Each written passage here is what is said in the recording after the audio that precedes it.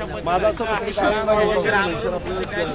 पद्धतीने नियोजन करण्यात येईल याची सगळी माहिती पाटील यांना सुद्धा देण्यात येईल आणि त्यानंतर एक मैदान निश्चित करण्यात येईल। मात्र मुंबईतील जे काही मराठा समाजाचे समन्वयक आहेत त्यांना याआधी जे काही नियोजन केलेलं होतं ते मुंबई वस्तीमध्ये असलेला भाग आहे।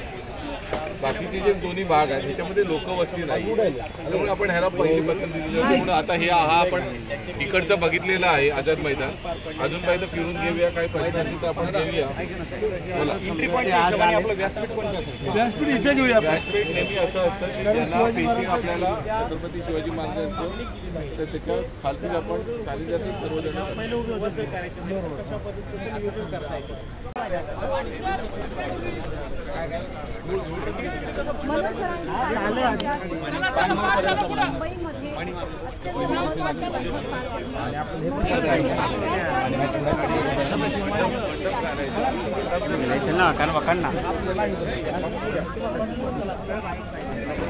मंडळांना घेऊन भेट घेतली, बैठक झाली, नेमकं बैठकीत काय विषय झाले, काय चर्चा झाली?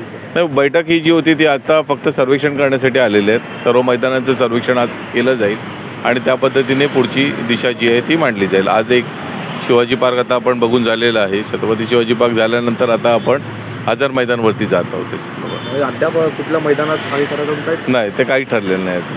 त्याचबरोबर आपण पाहतो की 20 तारखेला ओबीसीची देखील बैठकीत त्याचं नियोजन करण्यासाठी चालू आहे। नेमकं काय वाटतं? नाही, ओबीसीचे जे नेते त्यांनी जे नियोजन करतात ते खरं म्हणजे मनोदादांसाठीच करतात असं आम्हाला वाटतं, कारण ओबीसीचे नेतेच आता मनोदादा झालेले आहेत। त्यामुळे आमच्या मते असं असावं की आमच्याच उपोषणाचं नियोजन त्याच्यातर्फे होत आहे, कारण 54 लाख नोंदी मराठा समाजाच्या ओबीसी म्हणून मिळाल्यानंतर अजून कुठलं ओबीसीचं सर्टिफिकेट आम्हाला पाहिजे जे त्याच्यापेक्षा जास्त असेल।